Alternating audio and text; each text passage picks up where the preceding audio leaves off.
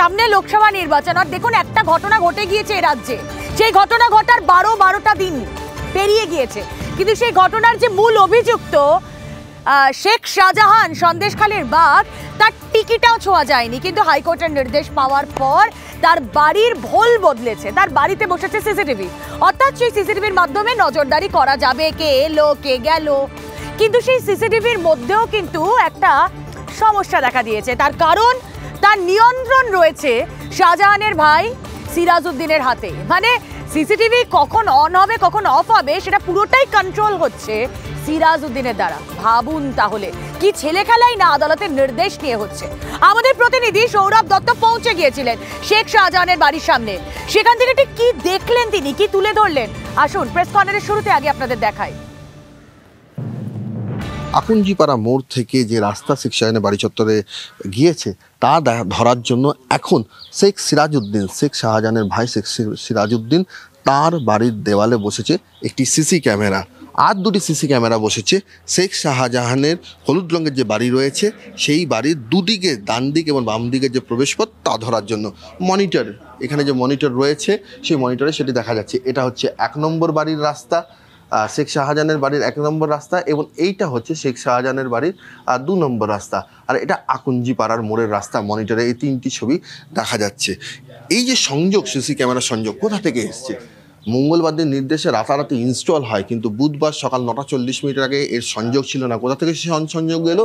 এখানে যে বাতিটি রয়েছে সেই বাতির যে কানেকশন, হোল্ডার থেকে যে বিদ্যুতের যে কানেকশন, এই যে কালো তার, সেই কালো তারটা কোথায় গেছে? কালো তার, এই কালো তার যার মাধ্যমে এই সংযোগটা এসছে, কালো তারটি সোজা চলে গিয়েছে এখানে কার্নিশ ধরে, কার্নিশ বেয়ে একেবারে শেখ সিরাজউদ্দিনের বাড়ির ভেতরে, শেখ শাহজাহানের ভাই শেখ সিরাজউদ্দিনের বাড়ির ভেতরে। অর্থাৎ সিসি ক্যামেরা চলবে কি চলবে না তার নিয়ন্ত্রণের যে সুইচ, সেই সুইচ কিন্তু শেখ শাহজাহানের ভাই শেখ সিরাজউদ্দিনের বাড়ির ভেতরে রয়েছে। শাহজাহানের বাড়ির যে দুটি রাস্তায় সিসি ক্যামেরাটি দেখা যাচ্ছে, সেখানে কিন্তু দুদিকের রাস্তায় কে যাতায়াত করছেন সেটা হয়তো ধরা পড়বে, কিন্তু পেছনের রাস্তা দিয়ে কারা আসছেন কারা যাচ্ছেন তা কিন্তু নজর করার কোনো সুযোগ নেই। এখানে যে পেছনের দিকে যে রাস্তাটি রয়েছে, সেই পেছনের দিকের রাস্তাটায় এই যে সিসি ক্যামেরাটি রয়েছে, সেই সিসি ক্যামেরাতে কতদূর আসতে পারে, এখানে যা অ্যাঙ্গেল অনুযায়ী যতটুকু রয়েছে তাতে কিন্তু খুব বেশি হলে এই পর্যন্ত রাস্তা এই সিসি ক্যামেরা কভার করতে পারবে, তাও থামের আড়াল হওয়ার সুযোগ রয়েছে। এখানে যে থাম দুটি রয়েছে সেই থামের ফাঁক থেকে, সেই দুটি থামের ফাঁক থেকে যদি সিসি ক্যামেরাটাকে দেখা যায় পোর্শনটা পর্যন্ত, কিন্তু এর পরের যে রাস্তাটা রয়েছে তা কিন্তু সিসি ক্যামেরার আওতাভুক্ত নয়। 3টি সিসি ক্যামেরা কলকাতা হাইকোর্টের নির্দেশের পর বসেছে শেখ শাহজাহানের বাড়ি চত্বরে। আরও একটি সিসি ক্যামেরা রয়েছে, সেই সিসি ক্যামেরা রয়েছে শেখ আলমগীরের বাড়ির ব্যালকনির বারান্দায়। এটা সম্ভবত নিজের উদ্যোগে বসিয়েছেন শেখ আলমগীর। সব মিলিয়ে গত 5ই জানুয়ারির পর এই শেখ শাহজাহানের বাড়ি চত্বরে 4টি সিসি ক্যামেরা বসলো ঠিকই, কিন্তু তাতে বিতর্ক এড়ানো গেল না। কারণ প্রশ্নটা হচ্ছে এই সিসি ক্যামেরার নিয়ন্ত্রণ কার হাতে থাকলো? ক্যামেরায় গৌরব পালের সঙ্গে সৌরভ দত্ত, TV9 বাংলা, সন্দেশখালী। কলকাতা হাইকোর্টের নির্দেশে শেখ শাহজাহানের বাড়ি চত্বরে 3টি সিসি ক্যামেরা বসেছে। শেখ আলমগীর, শেখ শাহজাহানের ভাই আমাদের সঙ্গে রয়েছেন। এই সিসি ক্যামেরাগুলো কখন বসে?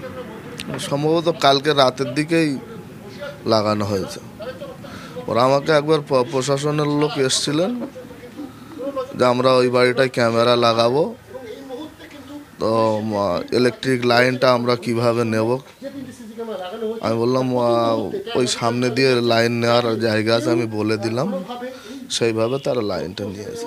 বিদ্যুৎ সংযোগ কোথা থেকে নেওয়া হয়েছে? বিদ্যুৎ সংযোগ সম্ভবত ওরা ওই আমাদের সামনের যে ICDS সেন্টার আছে ওখান থেকেই নেওয়া। ওখান থেকে মানে সিরাজ ভাইয়ের বাড়ি থেকে, সিরাজউদ্দিনের বাড়ি থেকে? ওটা ঠিক বলতে পারবো না। ওরা ওখান থেকে, আমি বলে দিয়েছিলাম যে ওখান থেকে লাইনটা নিতে পারবে, তারপর কোথা থেকে নিয়ে আমি তো এই সবে বাড়ালাম সকাল। আমরা দেখলাম যে ICDS এর যে সংযোগটা, বাতির যে সংযোগটা, সেটা সিরাজউদ্দিন শেখের বাড়ির ভেতর থেকে নেওয়া, তাহলে ওখান থেকেই হবে সুইচ বোর্ড। সেটা আমি এখনো তো দেখিনি, পুলিশ কি করেছে সেটা পুলিশ জানে। সরাসরি সেখানকার বক্তব্য আপনাদেরকে শোনাচ্ছিলাম, সেখানকার ছবি আপনাদের সামনে তুলে ধরছিলাম। আমরা কথা বলবো, আমাদের সঙ্গে আমাদের প্রতিনিধিরা থাকবেন, সঙ্গে থাকবেন সৌরভ দত্ত, থাকবেন অরিত্র ঘোষ, এছাড়া স্টুডিও থেকে রয়েছেন কোয়েল এবং লিমা।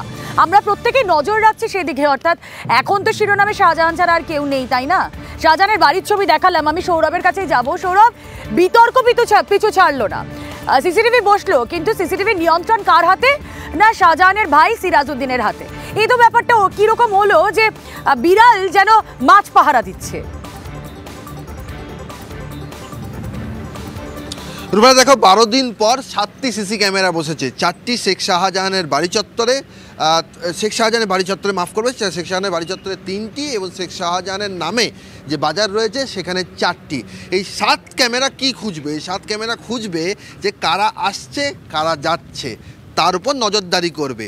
আর এই 7 ক্যামেরা কি খুঁজবে? খুঁজবে সেই প্রশ্নের উত্তর, 12 দিন ধরে যে প্রশ্নের উত্তর পাওয়া যায়নি, শেখ শাহজাহান কোথায়। কিন্তু এই 7 ক্যামেরার যে সুইচ, সে সুইচ কোথা থেকে? সেই সুইচ হচ্ছে সিরাজউদ্দিন শেখের বাড়ির থেকে। একটু আগে আমাদের যে প্রতিবেদন, সেই প্রতিবেদনে সবিস্তার সে বিষয়টি তুলে ধরা হয়েছে।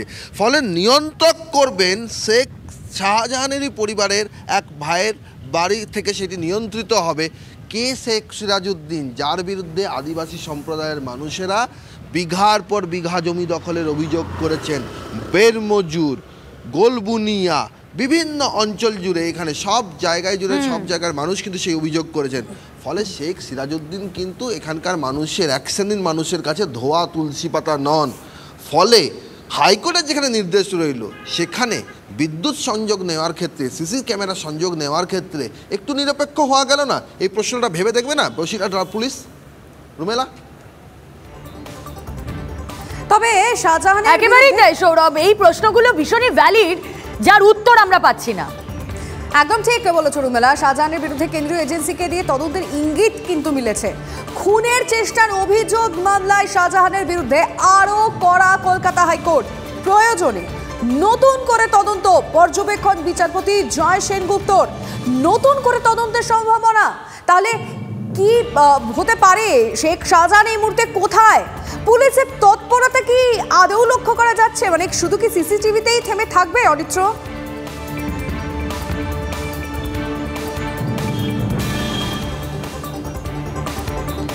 দেখো, 5ই জানুয়ারির পর ঘটনার প্রায় 10 থেকে 12 দিন পেরিয়ে গিয়েছে এবং সেই ঘটনার পর থেকে শাহজাহানের বিরুদ্ধে যে মামলা, যে এফআইআর রুজু করা হলো, তারপরে কার্যত রাজ্য পুলিশ বা বসিরহাট জেলা পুলিশের ভূমিকা কিন্তু আতশ কাছে রয়েছে। এবং হাইকোর্টের নির্দেশে, যেমনটা আমার সহকর্মী সৌরভ দেখাচ্ছিল, যে সিসি ক্যামেরা বসেছে, কিন্তু এই সিসি ক্যামেরার কাজটা কি? শাহজাহান কখন গ্রামে আসছে বা কখন গ্রাম থেকে বেরোচ্ছেন বা শাহজাহান কোথায় গেল সেইটা খুঁজে বার করা। যদি ধরে নিলাম সিসি ক্যামেরাতে সেটা ধরা পড়লো, তাহলে পুলিশ এতদিন কি করছিল?